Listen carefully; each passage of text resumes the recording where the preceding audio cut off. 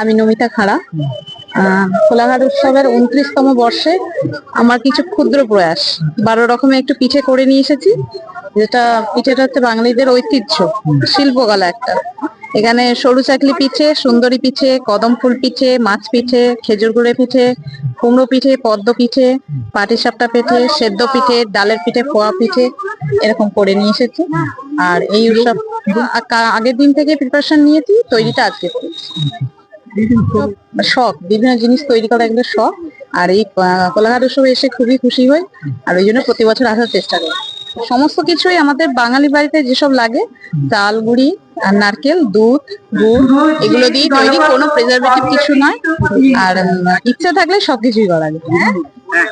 পৌষ পার্বণ করেছি, একে বলে নবান্ন উৎসব বলে। আর বলে ধান শীষ, কুলো, আর তোমার কুয়ো করেছি, আর 4 রকমের পিঠে করেছি আজকে। হ্যাঁ, প্রায় 2 ঘন্টা 2.5 ঘন্টা। চাল গুঁড়ি লেগেছে, ময়দা লেগেছে, গুড়, তারপরে আর তোমার নারকেল কুড়ো লেগেছে। খুবই ভালো লাগে, প্রত্যেক বছরই আসি। আলপনা কাবড়ি, বরিশাল। এটা হচ্ছে পৌষ পার্বণে ক্ষেত লক্ষ্মী পুজো, যে বাড়ি বাড়িতে হয় না, গ্রামে গ্রামে সেরকমই আর কি। এটা কাল থেকে প্রায় আজকে তো সারাদিন চাল গুঁড়ি দিয়ে পিঠে বানিয়েছি, আগে সবকিছু। তারপরে এই যে খড় টড় যেমন পুরো তুলে ধরেছি আমি, গ্রাম বাংলায় যেমন হয়, খুব ভালোই লাগে। বাড়ি প্রধান, নাম অনামিকা পাল। 13 রকমের আইটেম করে নিয়েছি।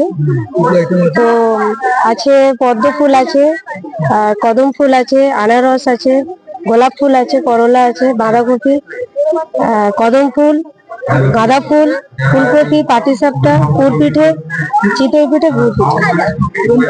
6টা থেকে শুরু করেছি। বলতে কিছুই না, চাল, সুজি আর ময়দা 3টি একসাথে মিশিয়ে করলেই হবে। সান্তনা সামন্ত। মানে আমাদের এই কোলাঘাট উৎসবেতে মা এবং মেয়েরা যেভাবে পার্টিসিপেন্ট আসেন এখানে বিভিন্ন জায়গা থেকে, তো আমরা কোলাঘাট উৎসবটা একদম মা মেয়েদের উৎসব। কত বিভিন্ন ইভেন্ট আছে, সেই সব প্রতিযোগিতাতে সব প্রত্যেক দিন একটা, আজকে যেমন যেটা আছে তোমার পিঠে পুলি, এরপরে রয়েছে কোণে সাজা প্রতিযোগিতা, গতকাল অনেক এরকম ইভেন্ট হয়ে গিয়েছে। এটা একটা কোলাঘাটের মা মেয়েদের কাছে একটা চরম প্রাপ্তি। সারা বছরটা এরা অপেক্ষা করে কবে কোলাঘাট উৎসব আসবে এবং বিভিন্ন প্রতিযোগিতা তারা অংশগ্রহণ করবে। এই কয়েকটা দিন তারা আনন্দে বেঁধে ওঠে।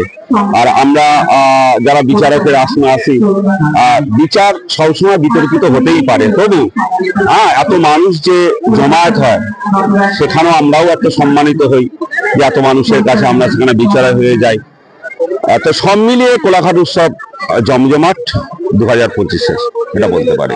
পিঠে পুলিতে 55 জনের মতো পার্টিসিপেট করেছে। আমার নাম মাধব সামন্ত, কোলাঘাট উৎসবে আমি একটু বিচারক।